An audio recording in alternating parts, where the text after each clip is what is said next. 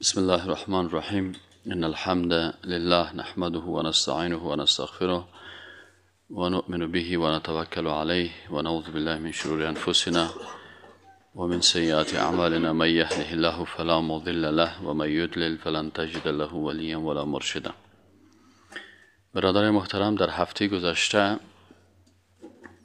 ما شما درباره بخش دوم توحید که در سابق خوانده بودیم که یکی توحید به سه بخش است. یکی توحید ربوبیت بود، توحید افعال الله بود، و دومش توحید الوهیت و سومش توحید اسما و صفات.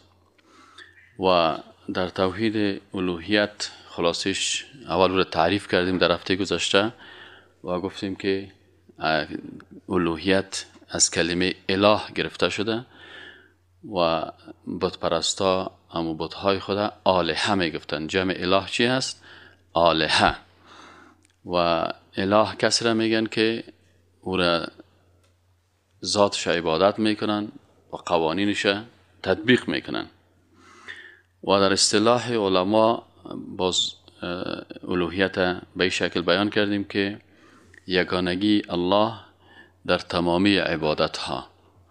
یعنی وقتی که یک انسان میگه من مسلمان یکتا پرست هستم، ای باید به وحدانیت الله چه قسم ای میتونه یکتا پرست باشه که تمامی عبادت ها را خاص بر الله بکنه. از این خاطر تمامی عبادت ها بر الله انجام داده شود و تشریع تمامی قوانین که هم به شکل اعتقادی به او باور داشته باشه و هم به شکل عملی. و باز امی بخش های این تعریف که برادرها هم پلشان اشتراک کردن تشریح کردن، گفتیم که مثلا میگه یگانگی الله در تمام عبادات. این چی معنا میده؟ معنایش مطابق آیت شریفی که ایاک نعبد و ایاک نستعین، یعنی عبادت تخصیص است. اینجا علما زیادتر ما که در درس میخواندیم در پانتون ها و اینجا باز چون مسلکی سرش بحث میکنه، فقط همون ساده شی است که اصلا نعبدک اللهم میگفتن قبل از اسلام، یعنی قبل از آمدن پیغمبر ما حضرت رسول اکرم صلی الله علیه و سلم. همون پیروانی که میفتن ما پیروان ابراهیم علیه السلام هستیم، اونا میفتن نعبدک اللهم، ما عبادت میکنیم تو را پروردگارا. وقتی که آیت قرآنی آمد که این گپ از اونا را درست نیست. چرا؟ در مسئله عقیده بعضی نقاط بسیار دقیق هست. شما احیانا مثلا یک نفر در سیستم موتور، یک انجینیری که مثلا در تکنیک موتور یا در تکنیک تیاره کار میکنه، یا کسی که انجین تیاره را بسته میکنه، اینالو بسیار تارهای نازک داره که تارها باید با هم نصب شه. شما کدام وقت رادیوتان شکسته باشه یا رادیو را باز بکنین، بسیار تارهای خرد و کوچکی است که این سیستم از زیر یکی رو به دیگه نصب میکنه. کسایی که انجینیر هستن، کسایی که مکانیک هستن، اینا خوب میفهمن. در عقیده عین گپ است. بسیار تارهای نازک است که او را باید انسان اگر نفهمه از پیشش عقیده میره. از این خاطر اهمیت عقیده در امی هست که مثلا حالا شما اگر یک کس رو ببینید که این انجینیر است، این انجین تیاره را بسته میکنه، هر کس نمیتونه. این کسایی میتونه که اونا مثلا 4 سال 5 سال مثلا 12 سال مکتب خوانده، 4-5 سال انجینیری خوانده، بالاخره ماستر است، بالاخره دکترا داره در اون رشته خود، او از اونمو تارهای دقیق بلد می باشه. اما اگر هر کس بخیزه بگه که والا من انجینیر هستم و من میتونم که انجین تیاره را بسازم، ولو که بگم اگر بسازم کس سر گپ از او باورم نمیکنه و گپشان بی ارزش است. مسائل عقیده اسلامی این مطور است، ولی متاسفانه در کشور ما، در دیگر کشورها خو ما دیدیم قدر نیست، لکن در افغانستان و در پاکستان و در هندوستان و در اینجا که است، اینجا دیگه رشته عقیده در دست هر کس است. هر کس فتوا میده، هر کسی مثلا یک حلقه جور کرده، هر کسی مثلا 200-300 نفر گرد خود جمع کرده، هر کسی یک گروپ ساخته، هر کسی یک سازمان ساخته و او را به دین نسبت میده که متاسفانه اکثریت ازا، چون در حدیث صحیح رسول اکرم صلی الله علیه و سلم است که اونمو قسم که یهود به 70 چند طبقه شدن و نصارا به چندین طبقه تقسیم شدن، امت ما هم تقسیم میشه. نگفته کافرا، نگفته کافرا، اینجا متوجه باشین، نگفته که کافرا به 70 چند بخش تقسیم میشه. کافرا خب فرقه هاشون زیاد است. گفته کسایی که امت ما هست، ادعای اسلام میکنن، کلمه میخوان، اینا به 70 چند گروه تقسیم میشه. و چرا به 70 چند گروه تقسیم میشن؟ اینمی است که گروه ها زیاد میشه، افکار زیاد میشه، اندیشه ها زیاد میشه، مکاتب دینی و فلسفی و گپا زیاد میشه و امت رسول اکرم صلی الله علیه و سلم 70 چند طبقه میشه. امیال بالفعل اگر شما مثلا در شهر کابل هستیم، باور بکنین امیال ما در داخل پوهنتون 70 چند طبقه مردم ما امیال میشناسم که تقسیم شدن. هیچ کس نمیگه من کافر هستم یا من مشرک هستم یا من بیدین هستم، لکن وقتی که اگر در لابراتوار قرآن و سنت او را پرتی، باز ای از دایره دین مبرایه، مسلمان نیست. از این خاطر رسول اکرم صلی الله علیه و سلم این فرموله هم بیان کرد که امی گروه ها کلشان در دوزخ میرن، کلشان در دوزخ میرن مگر یک گروه که او کدام که هستن، یک گروه یا یک طایفه که او مطابقت از قرآن و مطابقت از سنت رسول الله صلی الله علیه و سلم میگه. و مطابقت از قرآن و سنت به این معنا نیست که بسیاری کسات لفظاً فکر میکنن والا سر ما مطابقت از قرآن و سنت میکنیم. نه خیر، مطابقت از قرآن و مطابقت از سنت رسول اکرم صلی الله علیه و سلم به شکلی که قرآن و سنت وقت بیتی و بفهمی. یعنی کسی میگه والا سر ما پیروی از قرآن میکنم و پیروی از سنت میکنم، پرسانش کنی که آیا تو کدام حلقه قرآن درس خواندی؟ نه والا سر نخواندی. از احادیث رسول اکرم صلی الله علیه و سلم خبر داری؟ نه والا سر ما وقت نداشتم. این سه ما درس عقیده داریم، بیاین روزای جمعه اینجا درس عقیده. والا استاد ببخشین ما یک ختم بود، والا سر یک شیرینی خوری بچه کاکایم بود، والا سر ببخشین یک جنازه بود. یعنی از عقیده کده بر از اینا این چیزه. از این خاطر چطور عقیده رو بفهمم، در حالی که عقیده اونم تو تارهای کوچکی داره که باید این تارها را کلش انسان بفهمه تا ای که خدا در این شرایط فساد و فتنه که واقعا 70 چند گروه تقسیم شده اند، در اینجا خدا نجات بده. اینجا صاحب من خودم در پانتون میبینم کسایی هست، افکار هست، اندیشه های هست، مردم های هست که صاحب سیل کنی یعنی که به بسیار سادگی یک جوانه که او آگاهی نداره او را به راه غلط میبرن. از همین خاطر رسول اکرم صلی الله علیه و سلم میگه که چی میشه تو وقت میای در جهان. خب رسول اکرم صلی الله علیه و سلم از دل خود گپ نمیزد. این میگه و ما ینطق عن الهوى ان هو الا وحی یوحى. و ما ینطق عن الهوى ان هو الا وحی یوحى. برش وحی شد که چون قرآن دوامدار است دیگه، کتاب نمی احادیث است تا روز قیامت. یعنی کل جزئیات برش بیان میکنه که یک نفر صبح مسلمان میباشه دیگر کافر میشه، دیگر مسلمان میباشه صبح کافر میشه. چه قسم؟ یعنی بسیار ساده است. مثلا ما کسی رو دیدیم که دیگر شام کتما نماز خوانده، خوب انسان یکتا پرست و موحد، ساعت 11 بجه شب همین اینترنت ها خوب قوی میشه، در اینترنت خوب قوی شده، این سایت پیدا کن، این سایت باز کن، این سایت باز کن. سایت های هست که به نام اسلامی کفر تبلیغ میکن، به نام اسلامی اندیشه کفری را تبلیغ میکن، به نام عالم مسلمان شیشته صاحب مثلا قادیانی ها ما شما نمیشناسیم. قادیانی همیال به نام گروه احمدی نام خدا ماندن، در انگلستان مرکز دارن و فعلا تبلیغ میکنه. یک نفر شیشه صاحب لنگی سفید بسیار کلان و یک ریش بسیار کلان و چند نفر هم در مقابل از این شیشتن این صاحب گپ زده میره. یک ساعت تبلیغش به اردو هست، یک ساعت تبلیغش به انگلیسی هست، به زبانهای مختلف تبلیغ میکنن، تفلکا کتشان شیشته و دین میگه. یک وقت میبینه که در 12 روز درسش گوش بگی، در درس 13 باز بر تشریح میکنه که غلام محمد که است این پیغمبر بود، بعد از حضرت محمد آمده و پیغمبر بود. و بسیاری کسا وقتی که در سایه زیر متاثر میشن بالاخره کافر میسازه مردم.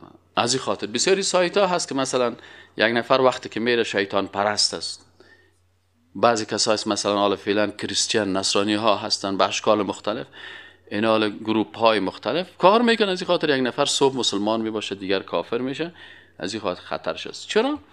به خاطر از اینکه یک انسان مسلمان موحد که میگه من مسلمان هستم چرا زود شکار میشه و چرا از دایره اسلام خارج میشه؟ به خاطر از اینکه به درس عقیده و به مجالس اسلامی واقعا که قرآن و سنت بفهمه بسیار اهمیت کم میده.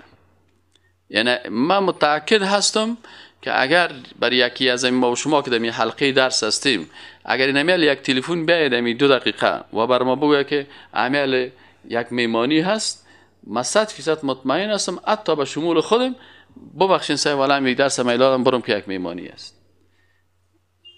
این حال صحابه کرام قسم نبودن، از این خاطر اونا عقیده را درست میفهمیدن. از ما مثلا متواتر درس عقیده را بسیار کم برادرها هست، تعداد انگشت شمار که متواتر از درس اول تا به آخر آمده. یکی 2 هفته می، یکی 3 هفته می، یکی 4 هفته می، یکی 5 هفته می. باز ببینید باز او گروپ تبدیل میشه، باز او در اول درس نفهمیدن، بازی گروپ دیگه که می یا باز از وسط شروع میکنن، بازی گروپ یک کمک چیز میشه، باز گروپ سومی. به این شکل متواتر ما نتانستیم که حتی یعنی اگر امکاناتش می بود و علاقمندی خوب می بود دمی زمستان در 3 ماه زمستان آدم یک کورس 3 ماهه عقیده را می گرفت، از 8 صبح شروع میکرد تا 12 بجه. دمی اول بهار میتونستی خوب آمد تو یک انسانی که تمام جزئیات عقیده را بفهمی. یعنی مشکل در اینجاست. والا که به این خاطر در حالی که وقتی که من میخوانم عقیده را بسیاری چیزها را خود ما بسیاری وقتا و مشکلات مبتلا بودیم. خود ما چون دمی جامعه زندگی میکردیم، من همیشه میگم برای دوستان چون ما دمی جامعه زندگی میکردیم، اینمی جامعه ما بزرگ شده بودیم و اونم قسمی که عادات و رواج مردم بود، ما هم با اینمی عادات و با اینمی رواج ها مبتلا بودیم.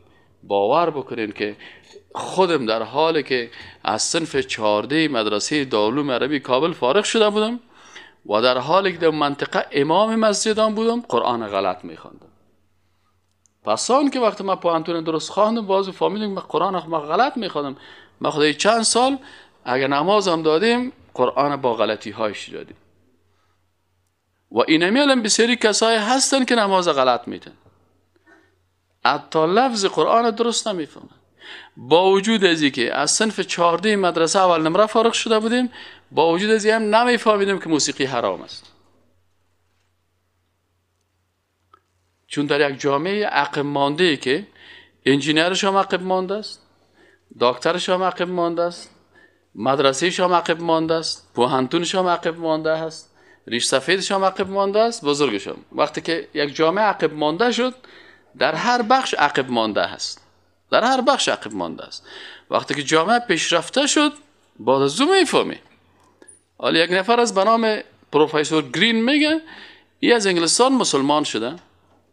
یک روز من یک کلیپ 5 دقیقه‌ای زیر شنیدم، یک فهم درست از اسلام بخی من درک کردم. سبحان الله، این انسان بسیار پیشرفته و بسیار عالم و دانشمند است. اگر کافر هم بود خب کافر پخته بود، حالی که مسلمان شده مسلمان بسیار پخته است. وقتی که گپ میزد باور بکن ما بر خود صفر دادم. ما نام خدا ملا میمونیم و نام خدا استاد میمونیم. این یک سوال کردن، گفتن درباره مسلمانای اینمی طرفای پاکستان افغانستان، علیکم السلام، پرسان کردن که مسلمانای افغانستان و پاکستان نظر چی است؟ گفت ما یک وقت پاکستان رفتم، گفت من بیخی دلم از اسلام از این مسلمان‌ها سیاه شد. گفت هر کدامش ببینی که در قبرها مصروف هستن، در زبانش میگه لا اله الا الله، نیست هیچ کس قابل عبادت، نیست هیچ کس قابل عبادت، و اونجا میره سجده میکنه به قبر، سجده میکنه. میگه من یارو وقتی که دیدم تعجب کردم این چه قسم مردم است. اونجا میگه دکان شیشه خوب ریش کلان آجی صاحب، در پالیش یک در عکس ماندگی است، کلان عکس است. ایوازه که نام الله رو در بالا سر خود بانه یک عکس مانده، این عکس فلانی شخصیت است. ایوازی که گپ الله را بگویه قدش پیشینی، ایوازی که بگویه الله تو میگه و رسولش تو میگه ولا فلانی تو میگه. اینی گفت اونمو چیزی که ما در کریستیان وقتی که ما کریستیان بودیم، وقتی که آیت قرآن میگه اتخذوا احبارهم و رهبانهم اربابا من دون الله، اتخذوا احبارهم و رهبانهم اربابا من دون الله. گفت ما وقتی که کریستیان بودیم، در وقت مسیحی بودن و نصرانی بودن خود، گفت ما امی پاپ خدا و کشیش فادر میگه یا ما گرفته بودیم برای چی؟ این پاپ و کشیش ما یا ما خداهای خود جور کرده بودیم. چه قسم خدای خود جور کرده؟ می قسم قرآن میگه اربابن خدایان جور کردن. میگه چه قسم جور کرده بودیم؟ میگه به خاطر از که وقتی که اونا حلال الله را حرام می ساختن، وقتی که الله میگه در کتاب میگه شراب حرام است، پاپ میگه no problem you can drink، میتونی بنوشی.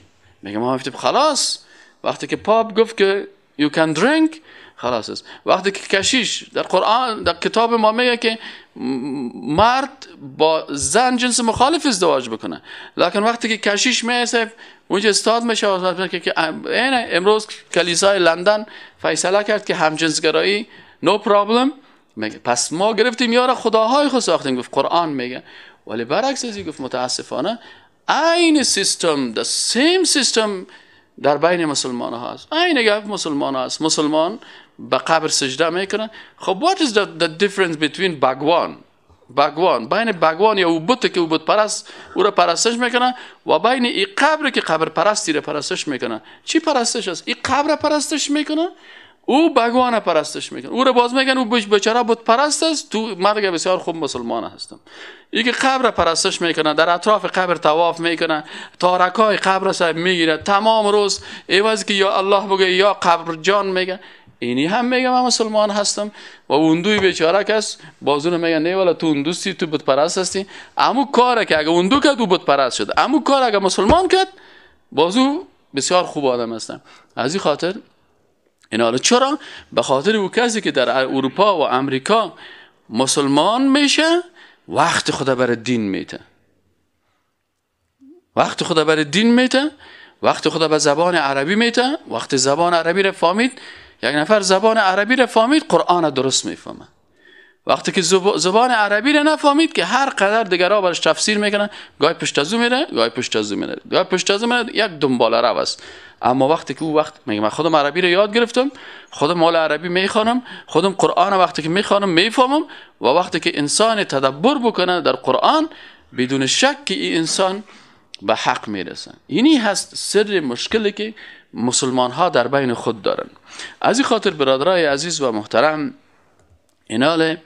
اینجا وقتی که ما درس الوهیت در هفته گذشته چیز کردیم که یکیش گفتن که یگانگی الله در تمام عبادات، اما در کشور ما تو نیست متاسفانه.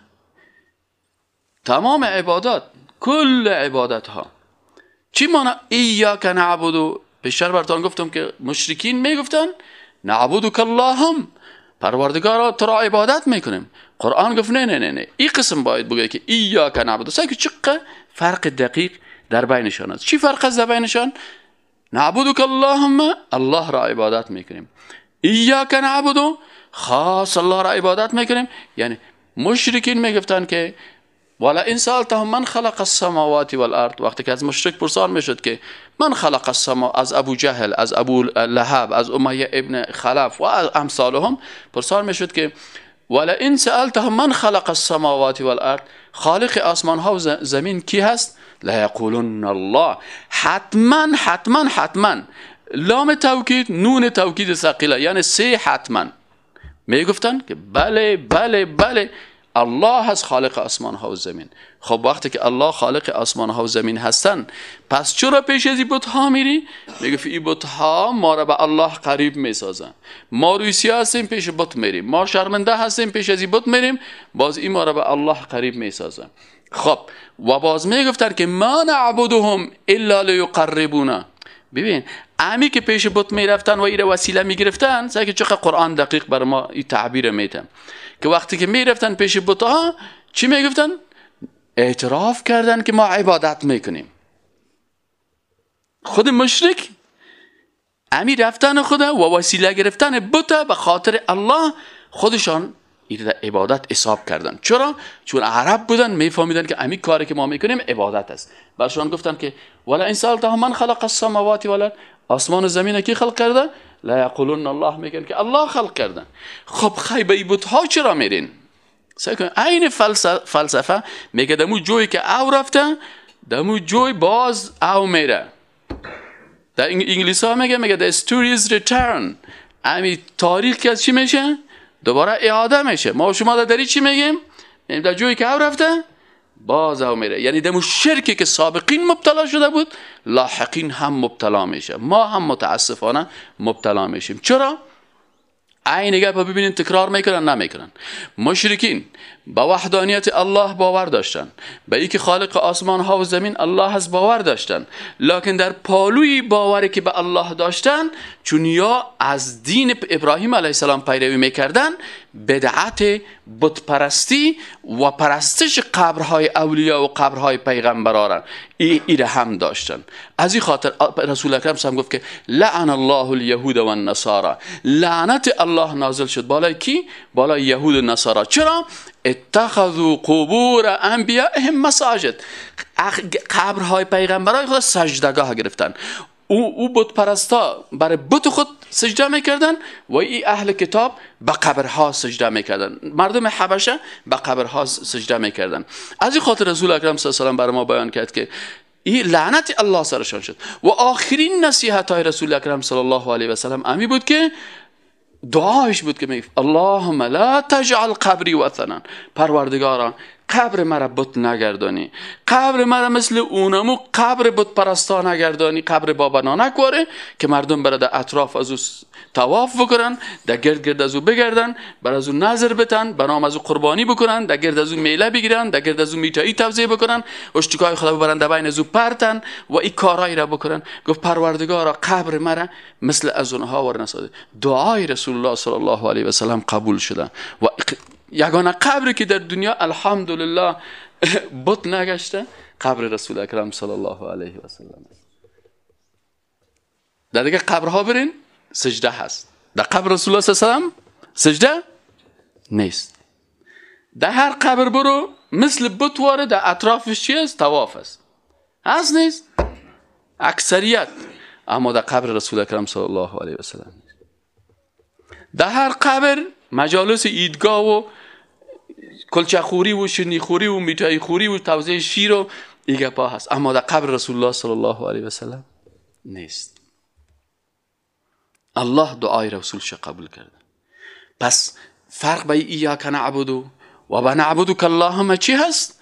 اونا میفتن که نعبدک اللهم، یا الله ما تو را عبادت میکنیم که تو خالق هستی، تو رازق هستی، لکن عبادت از بت‌ها را هم میکنیم. این بت‌ها را برای تو وسیله میسازیم.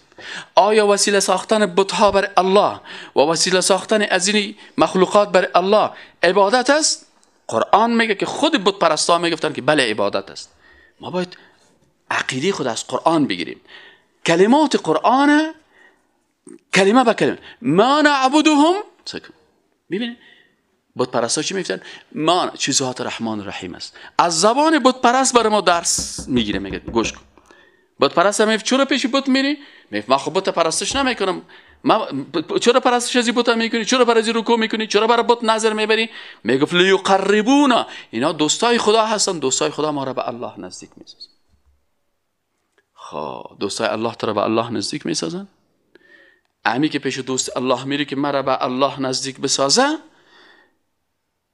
آیا این عبادت است یا نیست؟ قرآن میگه که خود مشرکین چی میگفتن؟ ما نعبدهم، ما اینا را عبادت نمی کنیم مگر به خاطر از عبادت میکنیم که ما را به الله چی کنه؟ لیقربونا الی الله. پس اینمی عبادت شد. خب آل وقتی که پیش یک مخلوق رفتن و او را به خاطر که تو را به الله نزدیک بسازه، این عبادت به این مخلوق شد.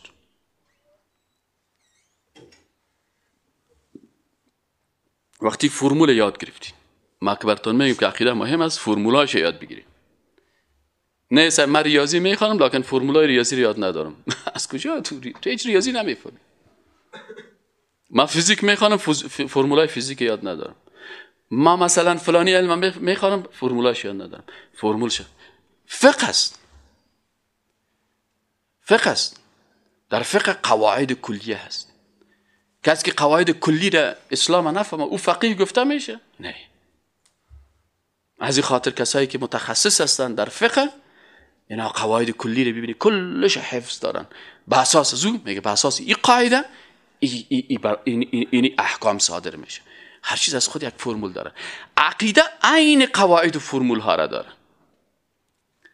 پس فرمول اول یاد گرفتی که رفتن پیش مخلوق و او را وسیله ساختن بر تقرب و نزدیک شدن به الله عبادت است یا نیست؟ هست نیست؟ نه چرا گپ نمیزنید؟ بگوید اگر هست یا نیست؟ دلیل چی است؟ ما نعبدهم الا لیقربونا الی الله زلفا. خلاص این فرمول یاد گرفتیم. خب آل وقتی که او عبادت شد اونجا او عمل عبادت است. آل کسی که خیلی چی قسم به خداوند خدا قریب بسازیم؟ واسجد واقترب. قرآن چی میگه؟ به الله سجده کو قریب به الله قریب میشی.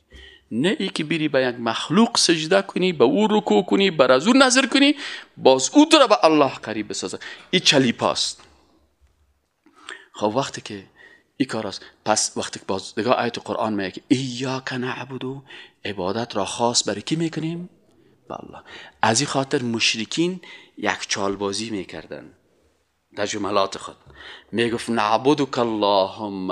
آیه صاحب بریالای ده او هفته تشریح کردی نه در اینجا که فرق بین ایاک نعبدو و نعبدک اللهم چی هست؟ کلگی در امیجا کسایی که در او هفته بودن خیستن جوانات تشریح کردن که فرق بین ایاک نعبدو و نعبدک اللهم ای است که در نعبدک اللهم مشرکین میگفتن هم الله را عبادت میکنیم و هم بعض عبادت ها را نظر به اخلاصش به او غیر الله 5%، 10%، 5%، 20%، 30%، ولو که 1.99 اونمو کلش در عبادت شامل میشه. این حال قرآن گفت که نه. این سیستم مشرکین غلط است که بگوید که ما تو را عبادت میکنیم یا الله، یعنی ما تو را هم عبادت میکنیم و غیر از تو را هم در بعضی چیزا عبادت میکنیم. نظر خدا بر بت میبریم، نظر خدا به این صاحب قبر میبریم. چرا میبرین قریشیا؟ میگه به خاطری که یا ما را به الله چی میکنه؟ نزدیک میکنه. قرآن گفت که نه. ایاک نعبدو بگوین. چی بگوین؟ چی مانا ایاک نعبدو؟ ایاک نعبدو؟ خاص پروردگار. چرا خاص میگی؟ ها؟ چرا خاص میگی؟ اون برادر شما بیا اینجا. بشه. بسیار بخواد شده. هاش میکنم بشه. من سوال مثلا اگر من مثلا برای خودت بگویم که نامت چیست؟ خوجه ابراهیم. خوجه ابراهیم سید. اگر من بگویم که ما در این بین کل اینمی کسایی که درس آمدن خاص تو را من حیث دوستم قبول میکنم، از گفت ما چی میفهمیم؟ چرا کلمه خاص برام گفتم؟ از بخاطر که دیگه جمع همه را قبول دارین ولی خاص در بین جمع را قبول میکنین. من کسی که دوست هست یا نیست؟ من خاص تو دوست هست.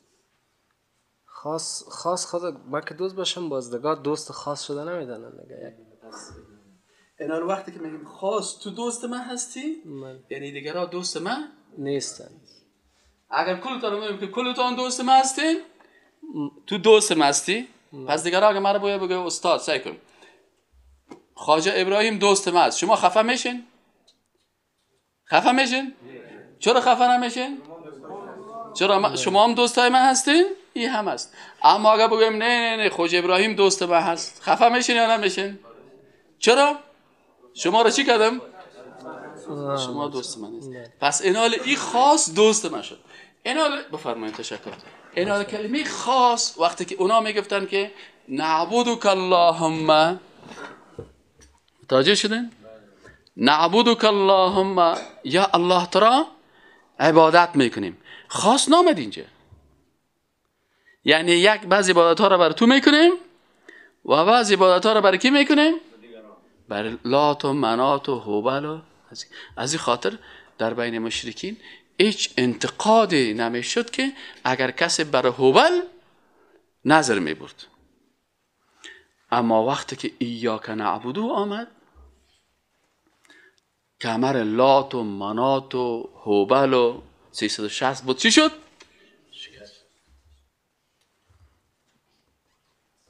این اصل و اساس عقیده هست.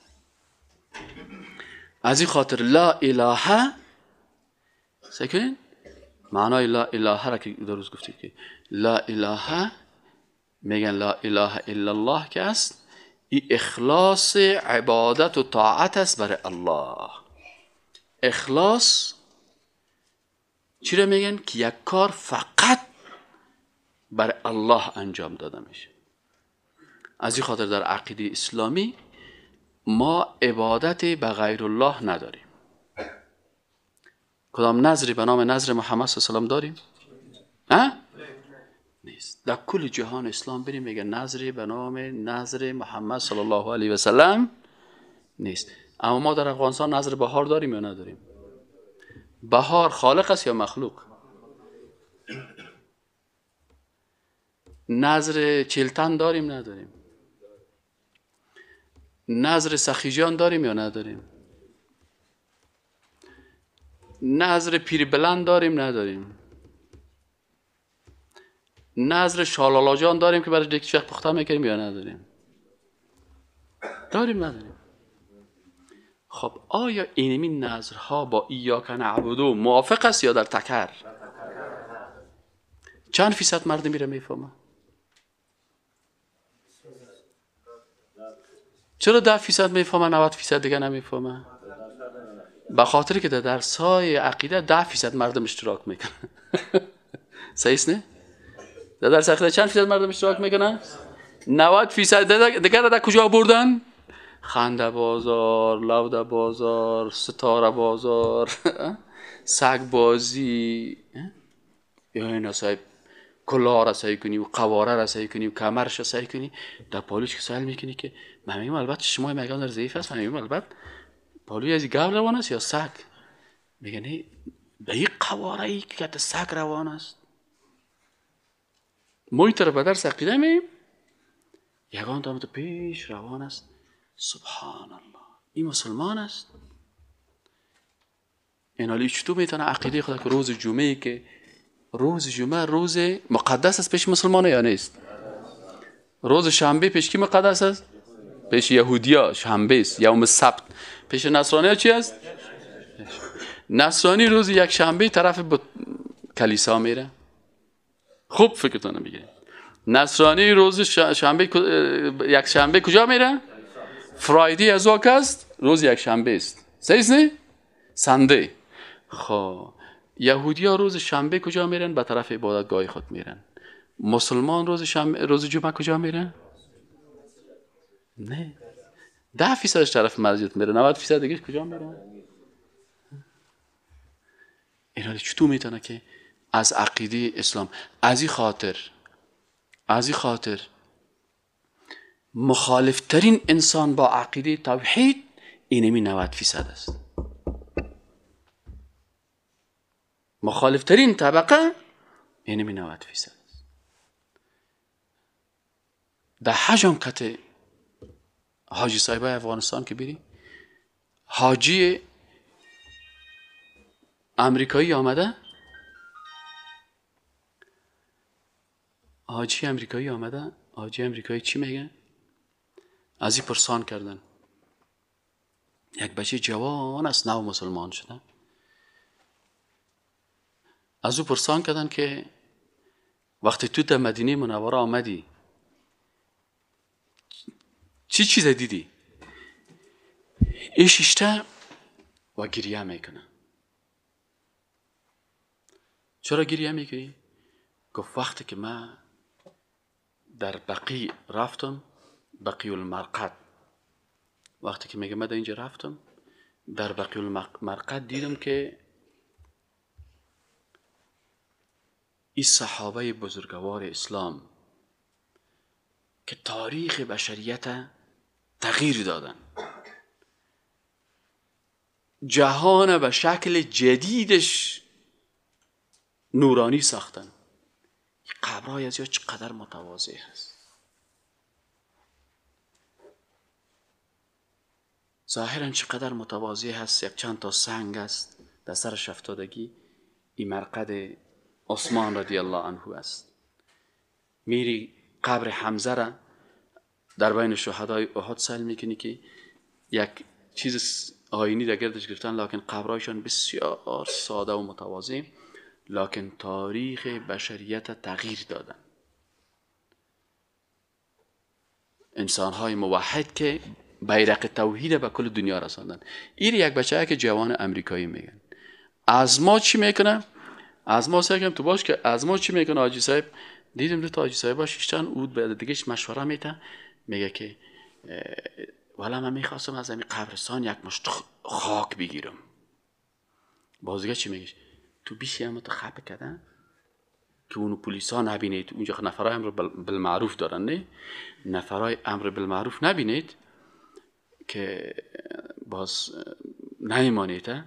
ای آجی سابقه دار که چند سال 6-7 مرتبه عشق کرده دیگه، او در خاک خوری و تو را خوب رسیده. ای 7 مرتبه‌ای به این 9 مرتبه‌ای درس یاد میده.